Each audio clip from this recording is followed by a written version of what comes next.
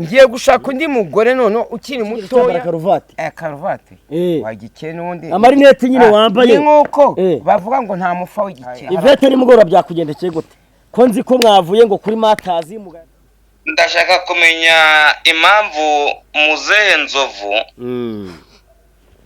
aticara ngo agendere ku kabando kandi abizi ko ashaje agenda nicare mu bana n'umubyeyi ndabizi araza kunuka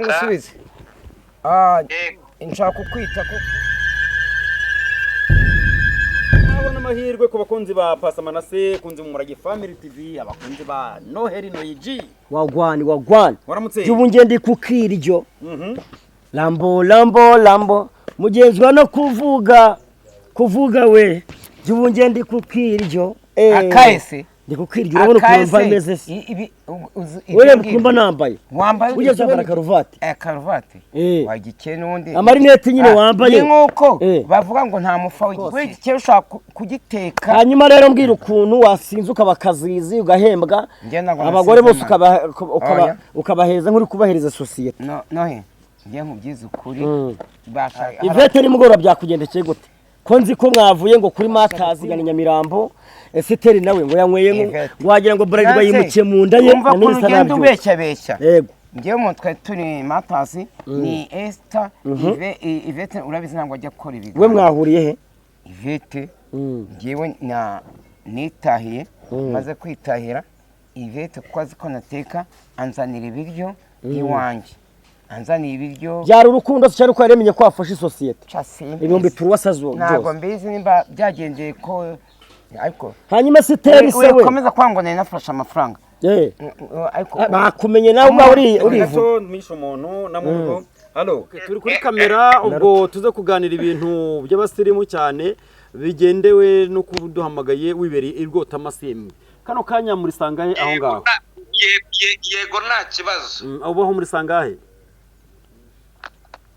ahangaha twebwe burakeye bibaye saa 12 za mu gitondo zirabura umunota umwe. Okay, urakoze cyane rero waravuze ngo hari icyo ushaka kuba watubaza saa 12 za mu gitondo igihe Kigali turi saa 6 zuzuye twebwe no muri Amerika burakeye urumva mwebwe mwagiye mu mugoroba. Okay, hanyuma rero wavuze ngo ndi kuri kamera nkaba ndi kumwe n'uyu musaza Nzovu ni umusore Noheli uti hari icyo wumva wabaganiriza ushaka kubabaza kuki mu gihe cy'iminota nk'itatu tukaza kuba tugubwira tuti urakoze tugikomeza ikiganiro cyacu mu minota nk'itatu icyo nababaza yego ndashaka kumenya impamvu muzehe Nzovu aticara ngo agendere ku kabando kandi abizi ko ashaje agenda nicare mu bana n'umubyeyi ndabizi araza kunuka bagomba kujya kwicara mu bana kuko imyaka ye ayimushyira. Okay, hanyuma Noheli we reka musubize nshaka kukwita nubwo unyise umusaza nakwita petit frère arya ngo ni Rutumvinyuro ngo Rutumvinyuro ni Noheli ubivuze ariko ngiye nakumva utitwa Rutumvinyuro kuko nta muntu ushaka kugucyurira cyangwa kugira gute ngiye ariko uri petit frère koko musubizo ujya mu bintu byinshi arakubaza ku myaka yawe ufite imyaka kwicara mu bana bawe yatanya ngo kuki imyaka mfite ntitwaza akabando yego impamvu ntitwaza akabando kwitwaza akabando kajya no kwicara mu bana kwitwaza akabando rero ngenda cyafite imbaraga ntago ndageza ku gihe cy'akabando buriya akabando umuntu akitwaza amaze gusaza nawe kuvuga ngo gusazira mu bana ariko Nzovu ziko nkuzi igikondo ucuruza za CD wowe na nyina wa Mbogo nibyo koko nazicuruje ndumva ibyo hashize nk'imyaka nk'itatu 7 kuko amasede mu Rwanda ntabwo kibaho irarenga. Okay, reka Nzovu asobanura ikisubizo agitange mu buryo butomoye aravuze ati kuba akabando ntabwo nshaje mfite imbaraga ntabwo nshaje ndacyafite imbaraga kandi nta muntu mugufiya witwaza akabando ahora yemye. Okay, hanyuma kuki utajya mu bana bawe impamvu rero uvuga ngo kuki ntajya gusa ndazifite.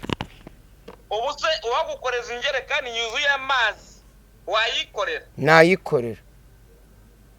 Ntabwo wayikorera. Nikoreye n'imifuka ya sima ndi umuyedi, umufuka wa sima upima ibiro 50, ariko n'ubu ngo waba ukiri umusore? nari nkiri umusore nyine. Nyine urashaje. Okay, reka asobanure, reka noneho gusazira mu bana. Reka asobanure impamvu atajya gusazira mu bana be. Ngaho twagiye. Kuvuga ngo sinjya gusazira mu bana bishobora guturuka ku mugore wanjye. Abana bari ku mugore wanjye, ariko umugore wanjye twaratandukanye, ariko buriya mu gusa iyo mbishatse abana baza kunsura mu rugo, ariko ngo sinzajya gusazira mu bana banjye. Ndamutse ngiye kubasaziramo naba nasubiranye n'umugore. Umugore ntabwo turi kumwe. None se nutajya kubasaziramo ninde uzakuzanira utuzi igihe uzaba utakibashije wa musaza we wakemeye? Ngiye gushaka undi mugore none ukiri mutoya. Ubwiye mu kwa karindwi ngo mpintwererano ngiye gushaka umugore ukiri mutoya, wa mugore niwe uzamenya, niwe uzanzanira utuzi. Okay, Rutumva Incyuro Nzovu ibyo asubiza, arasubiza ibijyanye no kwifuza kwe. Kandi urabizi ko nta mbati y'irwara constipation. Cyumvuze uracyumvise nabonye uri umuntu. Yego twajya ngo muvindimwe. Ko wagira ngo uvuga nka Manase. Tunaza kuvuga. Yego wacyumvise. Uvuga nawe kuko ndamukunda. Manase burya mukunda kubi. Hanyuma utaragera kuri banza Noheli nawe ubaze ibyo baza. Nawe wizibungwe. Ibungwe. Hariya ya Manase yiganye na ntabwo njye ibungwe nize Ecole Congolaise Gikonduraze hariya cyabaga inyuma ya Ecole Zairwaze, habaga ahantu bakiniraga n'urusimbi. Ecole Congolaise harandazo wabizi tungurwagwa kwa rukara rw'120 tujya n'ibere bya 50. Okay, mu gihe gito dusigaranye icyo wabaza Noheli cyananye nkwibariza imbere uko tukurekura. Reka mbaze Noheli hanyuma nawe urambaza nyuma nimaza kubaza Noheli, ariko Noheli ntago mubaza.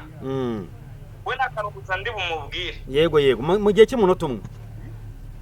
Nta kibazo rwose. Mumereze. Ariko kumva?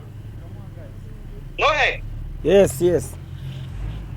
Impano yawe ndayikunda, uri umuririmbyi mwiza, uramya ukanahimbaza, ufite ijwi ryiza mu kuririmba indirimbo z'Imana. Inama nakugira mukuru wanjye, igire muri uwo mujyo abari w'abakristo tuzagusanga, kuko twe turi abakristo.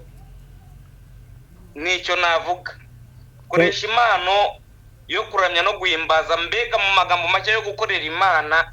Na ibyo biganiro n'ukuntu uririmba, ibyo biganiro ntabwo bikubereye. Ibihe biganiro ibyo ngibyo uba wagiyemo. Ngaho nshiraho n'ibihumbi senkani kuri nimero yanjye.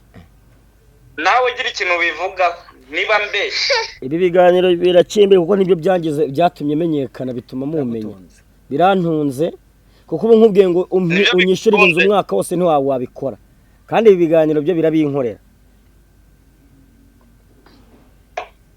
Rero Noheli, wenda mu biganiro turakubona, sibyo? Okay, hanyuma rero Noheli dushimira umugabo. Urumva mbazaga umwuka wera. Umwuka wera ashushanya ibintu bitatu: agashushanya inuma, agashashanya amazi, umuriro. None umwuka wera rero arakuganiriza akakuyobora mu buzima bwa buri munsi. Oya, nabi biravuga ngo icyakora muzahabwa imbaraga. Uyu mwuka wera Yesu nabamanukira. Ubundi umwuka wera ni nka hari Yesu ukugira inama mu buzima bwa buri munsi. Nese no kuki bavuga ngo uyu mwuka duhumeka bamaze kugushiramo ntuzasanga umuntu yapfa. Yinye kubaza ngo umwuka wera ni iki Noheli? Mwuka wera no mufasha. Atumarira iki? No mufasha. Aratuganiriza akadukebura rimwe na rimwe dukoza amakosa, akatugarura. N'umujyanama mu yandi magambo mwuka wera. Rero urumva niba mwuka wera wanjye ngira inama nkabwa ati kora ibi bintu by'indirimbo neza, kangiye inama tijya mu kiganiro. Mwuka wera cyangwa Roho Mutagatifu Nzovu. Roho Mutagatifu niwe. Roho Mutagatifu se ntuzukamanukiye intumwa. Niwe nyine tuvuga. Umva maze iki Roho Mutagatifu muzi hwiki wowe? Roho Mutagatifu wanjye namujyanye na perezida kuri iyi si kuko roho mutagatifu ni roho mutagatifu muziho iki wowe? roho mutagatifu njye namujyanye na perezida kuri iyi si kuko roho mutagatifu ni umuntu wamanukiye ziriya ntumwa 12. ese buriya roho mutagatifu amanukiye ziriya ntumwa 12 na Yuda nawe yari arimo mu ntumwa. yaragiye Yuda yari yariyahuye kandi yahuye Yesu akiri ku isi. kuko yagambaniye roho mutagatifu rero yamanukiye intumwa, Yuda Yesu yaragiye mu ijuru. ubwo yamanukiye za ntumwa 12. ese ubundi uyu roho mutagatifu si wa wundi wamanukiye wa muntu Yohana akamubwira ngo emera ubikore agiye kubatiza Yesu? Akaza mu ishusho y'inuma. siyo wuri. Rero Nzovu hari inkuru yaratangiye intumwa za Yesu za 12 ni intumwa nabigishwa. Ni intumwa 12 nabigishwa nyine nizo numwe. Tugaba 12 abo Yuda yararimo. Yuda amaze kwiyahura uziko yakiri mu isi. Yesu arakiri mu isi. Yaramugambaniye Yuda atajya kwimanika. Bivuze ngo Yesu ajya kuzuka yazukiye mu bahari. Yazutse Yuda amaze barashyinguye kera. Nanse kanku arababonekera ko bavuga ngo Yuda nimba kangu ufasha Nzovu yamanutse za ntumwa 12 hasigaye 11. ni ukuvuga ko hari undi wamusimbuye rero. wamusimbuye ninde rero? niba nshaka kumenya wasimbuye Yuda se? Yuda amaze kwiyahura ninde nohe? yasimbuye hari harimo Simoni Petero. reka vuga uyu wasimbuye Yuda yasimbuwe na Mwuka Wera. ubwo none tugiye kubara twavuga ko noneho hari ya ntumwa yasimbuye Yuda, twavuga ko intumwa bundi za 13. Bibiri tubwira. Reka nkubwire Bibiliya igaragaza neza ko Yuda amaze kwiyahura hasimbuwe nde? yasimbuwe n'utwa Matiyasi. Yego. Barongera naburi kuri manganye. Barongera baba 12. Yesu rero agiye mu ijuru uzi ko yababwiye ngo ndagiye ariko ntabwo mbasize nk'imfubyi. Simbasize mwenyine. Nzaboherereza umufasha ro Mwuka Wera. Abo ni muri yaboheje Matiyasi se. Bretse. Bibiliya yera. Isezerano rishya. Matiyasi yarasimbuye. Ndabumve. Bibiliya yera iravuga ngo nzaboherereza umufasha ro Mwuka Wera. Ari mu Pentekote bayiziza. Muri Bibiliya ntagatifu. Bo nzabohereza roho mutagatifu. Roho mutagatifu. Ariwo munsi wa Pentekote kubemera Mwuka Wera yari umutagatifu. Nanjye mbura nemera ndo mukristo ndo mugatolika. Yego. Hanyuma icyo genga iminsi 50 Yesu agiye mu ijuru. Ku munsi wa bari bikingirana ahantu mu cyumba cyo hejuru. Uri kubyumva? Mu cyumba cyo hejuru? Bari mu mayeri cyangwa akashaka umva bikingiranye mu cyumba cyo hejuru. We ntabwo ari amayeri, bari abagabo. Abagabo. Ngo barasenga.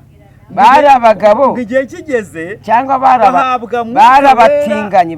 Oje wa mahurunguruwe. Njye ntago ndamahuru. Ntago ndamatotoro. Ndamahurunguru. Bivugisha amahuru. Kakajwe. Umva Nzovu. Ko byatangiye. Noneho ngo Mwuka Wera cyangwa umutagatifu arabamanukira. Bahabwa kuvuga indimi nshya. Urumva amahurunguru. Azazino heravu. Naho byaturutse. Umunsi wa Pentekote. Ariko ni namavu bizisa Pentekote. Hanyuma hari umukiriziyaho. Mukiriziyaho bigisha mashami. Niyo mashami. Oya. Mashami ni gihe cya Pasika. Icyumweru. Mashami ni icyumweru kibanziriza Pasika. Iyo buriya bavuze ibintu mashami ni icyumweru. None ko bakoresha imikindo ngo ni mashami. Ibyo ntabwo tubizi ababizi. Nyine Bibiliya nibigaragaza neza ngo bazana icyana cy'indogobe basasa imyenda mu nzira Yesu cyangwa Yezu akigendereho. Reka bitwigarukire rero Nzovu. Mwana nujye kure bitejya kwikatira. Nujye kure. Aha iyo bavuze ngo Mwuka Wera cyangwa roho mutagatifu ashinzwe kutumenyesha ibyaha byacu. Sibyo Noheri? Iyo ukoze icyaha wikanagira umugozi, ukoze icyaha ukabona ntugifite umutima ugucira urubanza bivuze ngo uba warabaye akahebwe. Warabaye ikirumbu. Akahebwe. Utakigira n'umutima ugucira urubanza Nzovu. Uburi ikirumbu. Sinzo kuri gushishuka. Uyafite ibirwara byinshi cyane. Arwara umushita. Erega reka mubwire. Ubu ubona inzoka ukuntu y'ubururu ishaje. Nzovu nawe rero ukina amaraso make buri abukobwa wirirwamo kugira ngo uyubure. Ukajyanye n'inzoka inzoka yabaye ikigeragezo n'ibyo ntabwo mututse amahurunguru ni nk'ibyo twari ariko kuki wigana ibya Patema nase se hari filime y'inyakoreye ibamo umuntu babaje y'abashinwa nyine babarwana ibaho umuntu witwa hurungu mahurunguru yego riba hurungu nze gute bamwita amahurunguru ari bo abahurungu okay Nzovu Noheli ari ambara rinete neza igihori cyambaye amarinete kamusuzuguriye ari na Noheli igira gutya turi kwa kundi abasitari kuntu bifotoza Noheli bagira bati bagira batya ubwo ko sondi ninde ibyo ngibyo nanjye nshatse burega buriya kwifotoza iyo nshatse nakwifata gutya uzabwe jeta metero nzobugene nakwifata gutya hanyuma izihenze n'izihe Nzovu izi zawe rinete ahenze yanjye izo ni ibitente n'iz'abana bazatubwiremo we rinete na Diamond yambara bro dore brand she's a one in a million ubinkorera uko mbibona birenze uko njyewe nabyimagina utuma numva nkwemera nkaguma numva ko kajwi ubwo Imana yakumaye ndakugumanamo bebe burya urukundo ni baby warutwaye suku kubeshya naragusariye gahora muri biganza mutegarugori mezura waka sinagusiga ibyapa niwe byiza by'amashira wakwemera ako Nzovu bavuze ngo bwiza bw'amashira baje kuvuga iki ubwiza bw'amashira reka numve Nzovu ubwiza bw'amashira budashirira n'irongorwa icyo ni ikinyarwanda cya kera yari umwana w'umwami niyo nimba Noheli niyo yigeranya ngo ambara rinete zawe uri kuvuga ngo bweza ameze nk'igihunyira aho babwiye igihunyira ngo cyambaye amarinete mwana mutoya uri mu myaka 21 wakwemera 21 usibye bari abakecuru nabo ubeshya amazi yani amazi y'icyabiri koko amazi umuntu muraryamanye wamugura amazi y'icyabiri wanga kumwishyura cyekora mbara rinete bo ese uza kumamagana ibanga gutera inkunga ko uri petit frère cyekosha wagiye imyaka irakujyanye kwako kagende bukwirire agasaza kaza kubucya mu cyaro bakagagoma kari agasaza gashiramanga kasanze inkumira ryamye atibyuko byoza birenge urakozwa na Nyabarongo ayiwe Nyabarongo umugezi utemba ayi mama akweka tuye tuvugisha ko aho tuse nk'abahibaza gatoya ngo agasaza gashiramanga gashiramanga sunize icyo bica ni ibiki none gushiramanga ni wa muntu uhagara nk'imbere nk'umungu w'amaraso akabahagaze imbere y'abantu baringishije ko yayimusinga abashize amanga akavuga nyine yumva yemye ntakimutera ubwoba ntacyo yikanga agasaza gashiramanga kasanze inkumira ryamye ati byuka unyuze ibirenge umukuru musuzugura abayisitego nibabyuka babaze ibirenge urakozwa na Nyabarongo yego nese kagasaza niko bateje Nyabarongo ngo urakozwa na Nyabarongo bagatuka nyine rahira nkuko nawe wigiye wadaje kaka gushomoka gashaka abana bakiri bato nkawe nabura ari umukobwa muza barita ko gatkozwe na Nyabarongo reka rero tugana ku musozi ikiganiro Nzovu ura mubyeyi nakura mufana wa yakubwiye ngo shaka kuntu wazasazira mu bana kuko igihe nikigera nibaza kuzanira amazi utegishowe kwiyegura yego ko nabonye nawe ari umuteka mutwe ese arambira gusazira mu bana njya kubabyana ndi kumwe nawe bye bye